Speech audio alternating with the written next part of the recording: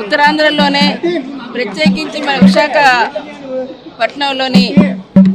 శ్రీ శ్రీ శ్రీ కనకమహాలక్ష్మి అమ్మవారు పిలిస్తే పలికే తల్లి, ఉత్తరాంధ్ర కల్పవల్లి.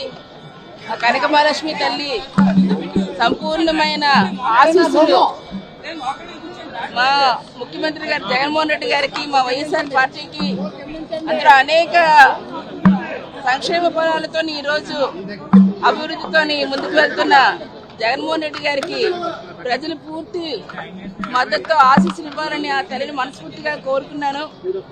తప్పకుండా ఎవరైతే పోటీ చేస్తున్నారో వారందరూ కూడా విజేతలుగా నిలవాలని చెప్పి ఆ తల్లి ఆశీస్సులు ఉండాలని, ఇంకా అభివృద్ధి ఫలాలు, సంక్షేమ ఫలాలు అందాలంటే ఖచ్చితంగా మళ్ళీ ముఖ్యమంత్రిగా జగన్మోహన్ రెడ్డి గారిని వైఎస్ఆర్ పార్టీని గెలిపించాలని మీ ద్వారా మరి ఇక్కడికి విచ్చేసిన భక్తులు కూడా విజ్ఞప్తి చేస్తున్నాను, ప్రజలకి విజ్ఞప్తి చేస్తున్నాను. సోదర పదవులున్నా నేను గతంలో కూడా బొబ్బిలి ఎంపీగా ఉండేటప్పుడు ఈ 3 జిల్లాలకి ఎంపీగా ఉన్నాను. అలాగే విజయనగరం 2 సార్లు ఎంపీగా చేశాను. అంటే ఆ అనుభవం ఉంది. వెళ్ళి ఎక్కడ ఏ సమస్యలు ఉన్నాయో గతంలో చేసినప్పుడు కూడా విశాఖ అభివృద్ధి కోసం మీరు ఒకసారి చూస్తే www.sansad.coin చూస్తే ఎన్ని మార్లు ఇక్కడ పలు అంశాల మీద లేవనెత్తి వాటిని ఫ్రూట్ఫుల్ చేసి ఇక్కడ అందించే ఫలితాలు కూడా మీరు గమనించవచ్చు.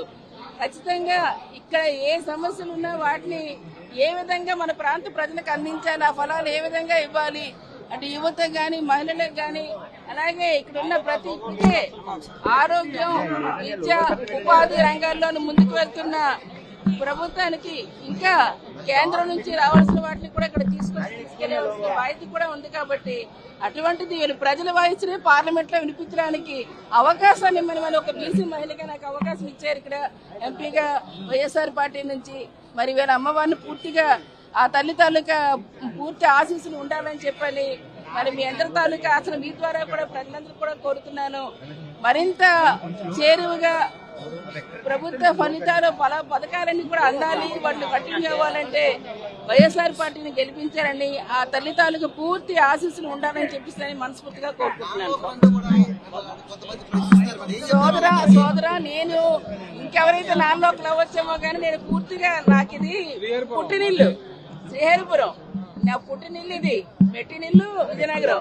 నేను పుట్టినిట్లో ఇక్కడే చదువుకున్నాను, ఇక్కడ చదువుతున్నాను కూడా, ఇక్కడ పెరిగాను.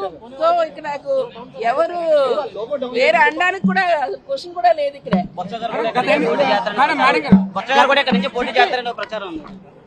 అది ఆయన అడగండి.